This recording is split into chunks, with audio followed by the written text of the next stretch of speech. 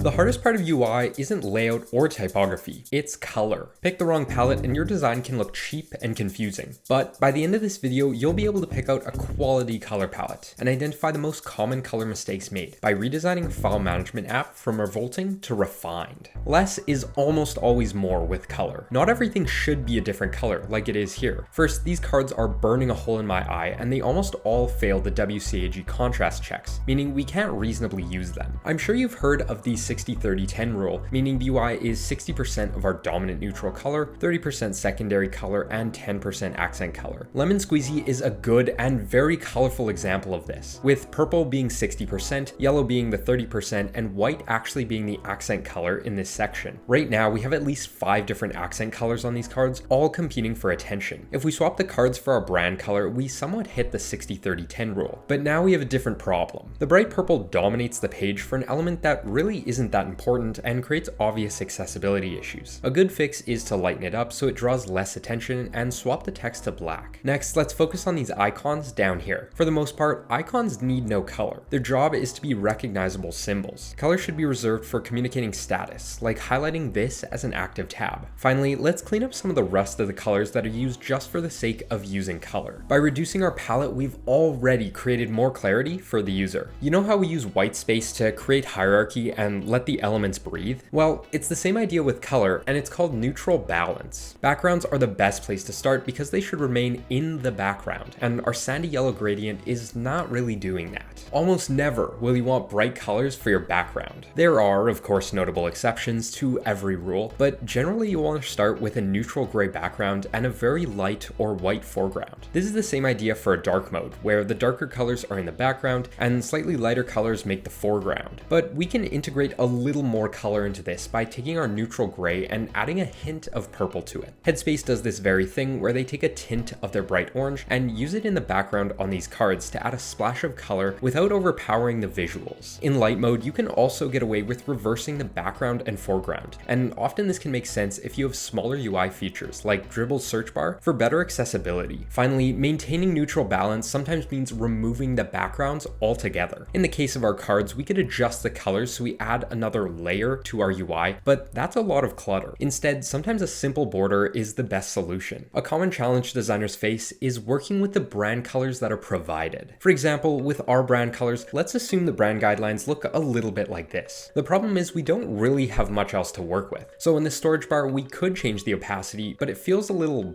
bland. To spice it up, we can rotate our purple slightly on the color wheel to pick a blue and pinkish color. We can also choose a complementary color across the color wheel, like a bright yellow. These colors all work well on our UI because they're analogous and complementary colors. This strategy also works if you have a brand color like this orange that fails WCAG checks with white text. You can darken it up, which passes, or choose a complementary blue, which also passes. A ton of brands actually follow this very idea. Take MailChimp, for example. They have bright yellow as their primary color, which is then used with a complementary turquoise secondary. Or Airbnb, who has a very bright pink and a much deeper pink to pair with it. The point is, don't be afraid to adapt brand colors in order to accommodate good design. And speaking of adapting, I want to thank today's sponsor, Final Round AI, which helps designers find jobs faster. Job hunting used to look like this for me. 50 tabs open, copy pasting shit all over the place. But now I just use this. It automatically finds relevant jobs to match your skills and lets you apply with a single click. You'll be able to see your applications here, and if you get an interview, it'll show up here. I just put in my resume, role, years of experience, location, and within a couple seconds, it had already found a high quality job for me to apply to. If you want to check it out, it'll be the first link in the description down below. Using pure white and pure black is not bad. They're colors, so why not use them? But often, there are just better options than black or white, and a lot of it boils down to hierarchy. For example, below the name of the file, we have the size and type of file. This isn't super important information, so we can use a dark gray instead. Same idea for the labels over here, or for the borders we just added. Because the elements are well grouped, we can lighten it up too. In fact, most of the text is light gray or dark purple, not even black. This is a similar idea for dark modes, but because of the distinct focus on eye strain, we can be even more aggressive with lowering the brightness of our grays, reserving white only for the most important actions. Getting comfortable with using more gray and less black and white is really what differentiates mediocre designers from professional ones. Now, speaking of, dark mode is not just the inverse of light mode. If we were to inverse all the colors on our light mode, this is what we'd end up with. Not awful, but certainly not ideal. First, let's brighten up these borders and the main card, since dark colors need to be more different than light colors to see the difference. Our text is all light purple because we're using a very dark purple instead of black on our light mode. Typically, light grays work best on dark mode to make it easier on the eyes than white. But from there, we'll brighten up some of the most important text like the logo and storage used to pure white. Finally, these colors are probably fine, but our logo should be desaturated a touch. So no, you shouldn't just inverse your colors from light to dark. Instead, a palette should be built with the goals of dark mode in mind. Now, these might be our brand colors, but when the user clicks on extra details, we can either have the delete button have a purple background or a red background. The purple background is undeniably more on brand. However, that draws attention to the button and doesn't illustrate its destructive nature. Instead, we use red, and this is why red and green are often in a brand's color palette, even if they aren't a brand color, because a pop-up like this just simply wouldn't fly from a usability point of view. Red is also often used for notifications, but this is much more flexible than destructive actions and could be swapped with purple in this case. Element states are very important, and we can do a lot with just color.